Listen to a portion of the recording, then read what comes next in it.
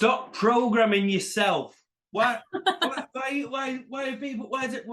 people program themselves? Like people who are coaches and getting, see it quite a lot. People who coach and they're still like too stubborn to kind of outsource their own programming. Like what do you think? Like, do you agree with that statement or disagree? Like, what do you think?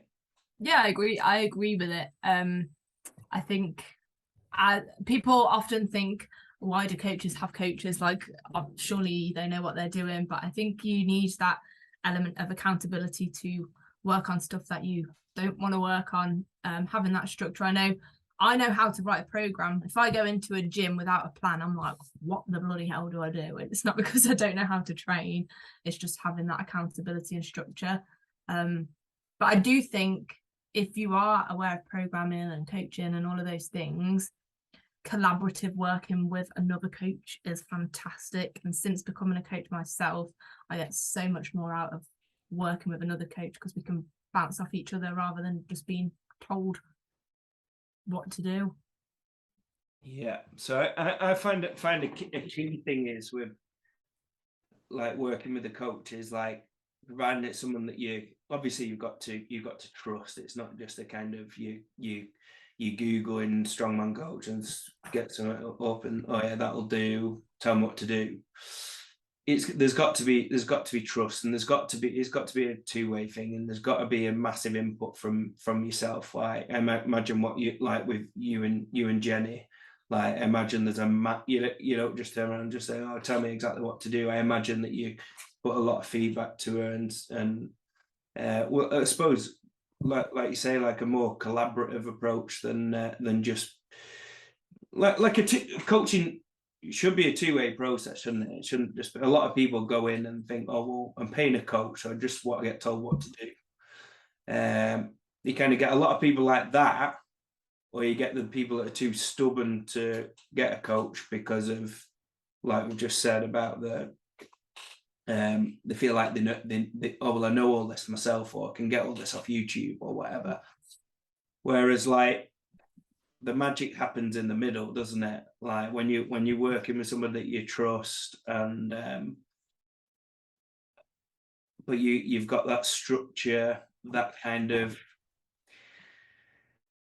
the logic when you need it. Like when you and I train, like you care about every single rep that you do, don't you? Yeah. Like anything like me, I literally video every single set that I do, and that I just watch my videos in between sets and my rest period and analyze my video. Literally every set, every warm-up set. Like it's ridiculous. Yeah. But if I'm just purely programming myself, like I'm so like deep in terms of my thinking that once you've got like an emotional attachment to something, it's just all over the place. Like if I'm programming, oh well, that felt really hard this week, so maybe I should try this out and rotate it out. Or maybe this week, oh, should I go heavier? That felt really good. Like, whereas actually having somebody that you trust to take that thinking out and take the emotion away, like that's what you're offset, and that's what you're outsourcing, is that kind of emotional stress. Mm-hmm. What do you think? Talk a bit about. What do you think? That emotional thing and that taking the thinking out yourself is real important. Something I've definitely benefited from working with my coach Jenny. And I think the big one is actually when you're coming up to a competition and you start to doubt yourself. And if I was programming myself, I'd be like, I'll just keep pushing and pushing and pushing and pushing, because you want to, you know, how we spoke on other episodes about going to comp weight and how it's not actually necessary. And as a coach, we know that. But as like an athlete going into the gym, I'm like, I want to hit comp weight, and actually having Jenny to hold me back from that is really beneficial. And also I think knowing when to deload and stuff, like if I was to just go in myself, I think, okay, I feel a bit ropey this week, but next week will be better and I'll just keep pushing. Whereas actually having someone saying, no, you're not doing that, pull it back, let's do this, is really helpful and stops you kind of driving yourself into the ground. And that emotional thing, like you say, of feeling like a failure because you can't hit things is is taken out because logic is put to it by someone else. And even though in your head you might know that, having someone else say it out loud to you just kind of reassures you. And yeah, I think that's we're human, aren't we? We're not robots, so you can't just do everything. I think that's a great point. As like I'd describe you as a high achiever, or like I imagine you cram your day with loads and loads and loads, like every minute of every day is accounted for because you're being so productive and getting everything in. Like, is that true, or do you have much time to lounge around and think of nothing?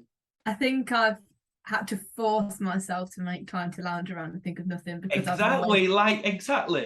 So always been so cram full of everything, but I was just burning out. So now I have to put that time well, I can relate to that so much. So say for instance, like a lot of people think, oh well, you get a coach because you either need to learn about programming or whatever because you don't know enough, which we already know enough to be successful because we do the stuff for other people. Or the other thing is for motivation. People are like, oh well, I need a coach because I need to be pushed. Whereas actually there's so many people out there like you and I, the last thing that we need is to be pushed or to be like, oh, try hard. Chloe, try hard on this. Or Josh, try hard on that. We know we need to try hard. Fuck me, like every single rep of every single set of every, like, is max effort. Like literally I put everything into it. Like, I don't know any other way. Yeah. Like, so actually having somebody you trust to help you with actually, well, no, you don't need to run into a brick wall like every single session. Like, actually, if we peel back here, or for this block, or for this a couple of weeks of training, then we're going to be able to take more out when we need it at that point, or we're going to be able to push exercise X a little bit more because we could do with improving that to make you more well-rounded for the thing that's coming up in a couple of months or whatever. Yeah. So actually, like you say, to have somebody to pull you back and yeah, I think that's the thing. When sometimes you see a number written down or whatever, or a protocol written down, and you think, oh my goodness, like I'm actually looking forward to that because I'm just going to focus on. It's not going to be too difficult. I don't need to get super hyped for it. I just need to go and do that weight really, really well. Like, I find that really refreshing, but I would never ever do that for myself. It would always be like, oh, well, that felt good, so I'll put another 10 kilos on either side. And then inevitably either push too hard, or a thing where I've held myself back a lot in the past is actually I've spent too much of my training time. If I'm training for 2 to 3 hours, and then I found myself chasing a weight for the first 80 minutes of the session, whereas actually I could have gone to 90% of that and be done in 30 minutes, and then add an extra 50 minutes doing work that's actually getting the whole thing better. So yeah, I think as well as that, I've always enjoyed having a coach coming from like a sporting background. I think that's something I'm just used to. I don't like being told what to do in like a work sense, but in the gym I do really like that structure and routine. But also I think as a coach, it's invaluable to have coaching. Like, you can learn such a lot that you can then apply to yourself. So me and Jenny might be having a conversation about my programming, but then actually take something out of it that we can both apply with our clients. And I know she's recently been working with Dan. Chloe, honestly, like, I see this as the same thing. Essentially what we're doing is, like, with this is, I know a little bit people just listen to it for entertainment, but what we're really passionate about is actually coaching people. We want people to listen to this, as many people as possible, and get something from it that they can apply, and then get some value from it. But actually talking about like, say, from my angle, and then asking for your opinion. Like, we're actually just brewing ideas together, and like I've got stuff that you've said today that I'll be thinking, oh yeah, Chloe said that, I'm gonna try that, or when we were talking about this, it stimulated this and I just think it's so valuable, like spending time with other coaches. And yeah, the bigger your network, the more knowledge you've got. And I think even as someone who isn't a coach and someone just wanting to improve their own training, like even if you already have a coach, chatting with other coaches or other people in the sport is invaluable. And I think even if you don't necessarily agree with someone's philosophy, so like please don't take this the wrong way, like a while ago I came up to you for your seminar that you put on, because I just thought the people I'd seen you train, I was like, what the hell, like what is this methodology that he is using? And I came to learn, to be able to ask questions, learn more about it, because I don't think there's ever a wrong way. And I actually learned so much coming away from that. And you're not going to agree on everything, but understanding different people's viewpoints. And actually, what did you take from that? I'm not asking intricacies. I'm like saying like big picture. Like, what did you take from that? What was your perception before you came versus like after you left? Before I came, I thought, bloody hell, how are people doing this much volume and not dying? Like, how is that a thing? But I was really curious, and I knew that, knowing the bits that I had of you and the conversations that we had, I knew there'd be a reasoning behind it. So it was just to come in and kind of ask the questions and understand that reasoning. And actually, after talking through it with you, it's not you throw this horrendous volume at everyone. Like, not everyone can handle that, and people have to work up to it. And it's not all kind of max efforts. And that training philosophy has actually worked really well with your clients. And I think there's things that can be taken from that. There was a lot of skill work, I think, was really, really helpful on how you drill that and program that. I think it was a really helpful thing to do. And I think if you don't agree or don't understand someone's viewpoint, don't be afraid to ask questions about it, because you'll probably learn from it. Yeah, that was. I remember it. I remember sitting down with a pad and explaining, like, well, if so, because this is the key, just to clarify. Like, say, people just see what person X is doing and think, oh, well, how are they doing so much volume, whatever. But as an example, but realistically, it's like everybody's who I personally program, like everybody's program is completely different, and it's based around what they need to improve. If somebody like say for instance, like I gather people like say they're pretty good at all the events, but their overhead is like really low and they're not getting any points at comps and they're no repping at comps. Like for me, straight away, I'm thinking, well, we just need to cram in, like work out how we can like get as much volume as we can, or as much practice as we can, as much exposure, without significantly reducing the chance of injury. And I suppose the methods that I've kind of used and put together and kind of made them up really. Yeah. But it's from the kind. It's always from the logical standpoint. So I think a lot of people are too kind of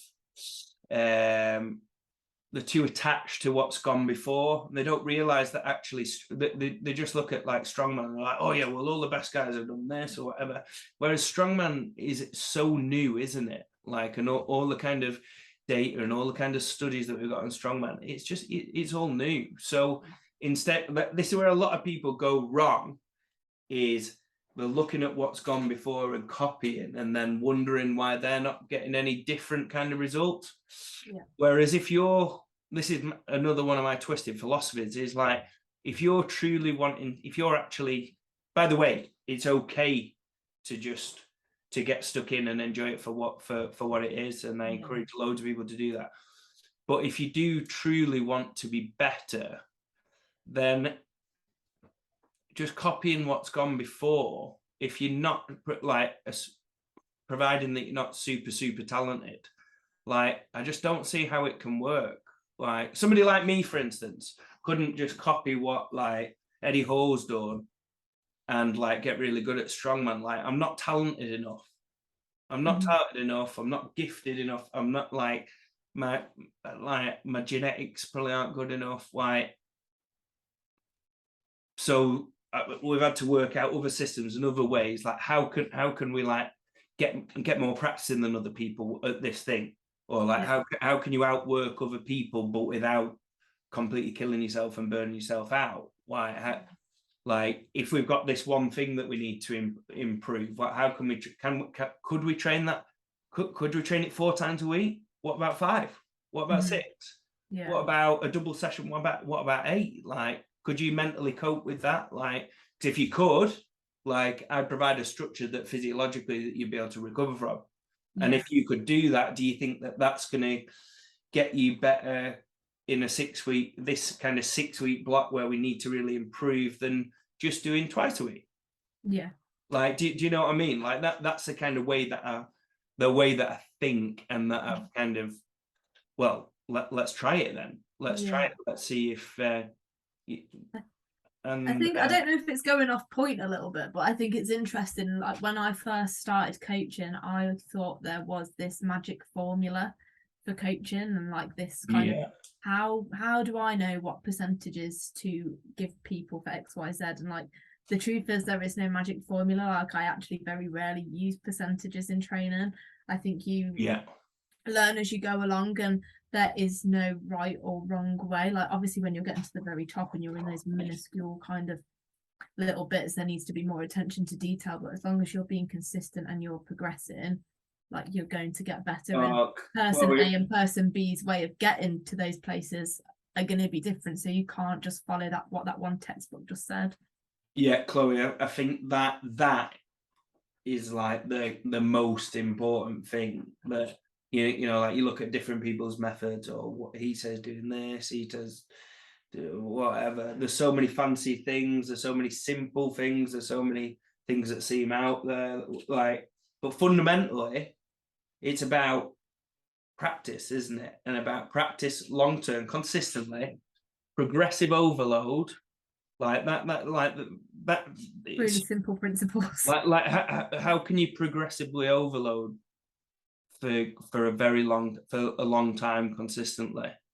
That like, and it is so, it's beautifully simple, but it is so complicated into making that optimal. But I think what a lot of people get drawn into the fact that like trying to chase the sets and the reps and the percentages and the perfect way of laying that out, rather than actually, well, how can we get, like I look at it like, say, right, well, Chloe, how often do you train? 4 times a week, 5 times a week? What do you do roughly? Yeah, 5 at the moment. Right. So if we can get Chloe, like before OSG 2023, like how can we get Chloe 14 months of training 5 times a week without missing a session, without having to have sessions off because she's injured, without having, like, how can you, like, if you can achieve that, though, like just the number of sessions,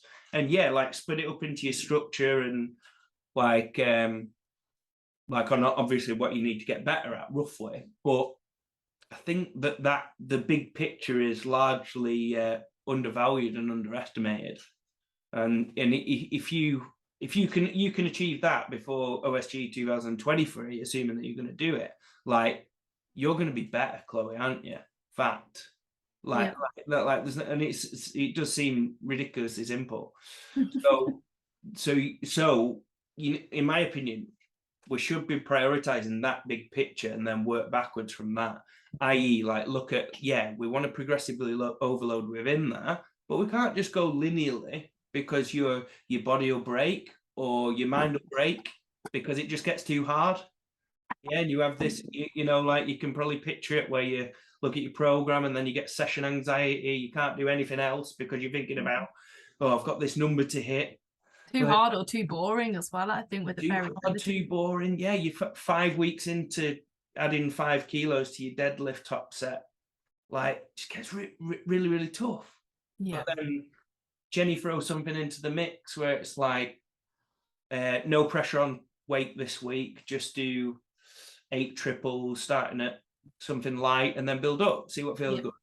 Like just changing it up and having that kind of refreshing stimulus. And then And I suppose that's the value of having a coach. Like you can picture coaching your clients, and you're kind of sensing in the feedback or the sense that this is getting a bit too, we're only, like, say this beautiful 6-week block that I've kind of written out in my head, we're only 2 weeks in and she's struggling with it. Like, she's struggling with that exercise. She's not really confident with that.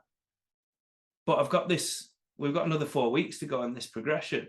Like, what do you do? Like, you adapt it with coaching humans, not robots, and that's exactly, like dynamically change it out. Like, and that's the brilliant thing, isn't it? But so what one last thing on the coach need coaches. Like, I've had some success, like, actually great, like, at times I've had like probably about 6 coaches, like, say at the same time. Like, I'd like Shane doing my main, Shane MSC system doing my main strongman programming. I had someone doing sprint coach, like an athletics coach doing like sprint coaching with me, like Shannon doing nutrition coaching, Shannon's nutrition. I had Sarah Davis helping with the overhead lifting, following like a weightlifting program. I've had times where I've got a Tom Martin program with my deadlift. I've had, like, say, Becca Lorch coaching my last 10 days of the weight cut. Yeah. But putting all these kind of, and all these times working with all these different coaches and breaking it into the specialities has just been like really, really valuable. So do you offer anything like that with your coaches? Do you offer, like, say for instance, you say overhead only programs, for instance? Yeah, so I do my like one-to-one bespoke programming where it's very intense. I'll cover all of their training and they get really regular feedback and that kind of thing. But I also do program only, which is, it can be a generic kind, not generic because I do a call with them first to make sure it's to their goals, but I might do just focusing on their deadlift. I've got a CrossFitter at the moment who wants to bring up their squat and their jerk, so we're working specifically on those things while they're doing their other CrossFit bits in the background. There's I coach a guy that does BJJ, so we're trying to work on his conditioning and his explosive power while he trains his BJJ as well. So, and he's a one-to-one client, so I guess in both packages that can kind of be brought in. But I like that kind of thing. I find it really interesting because you have to think about everything else that they're doing as well and make sure that they're going to recover, that they're going to get results whilst not having full control over everything. It's like an additional challenge. Brilliant. So how can we find details of your programming? I'll link it to the description in this video.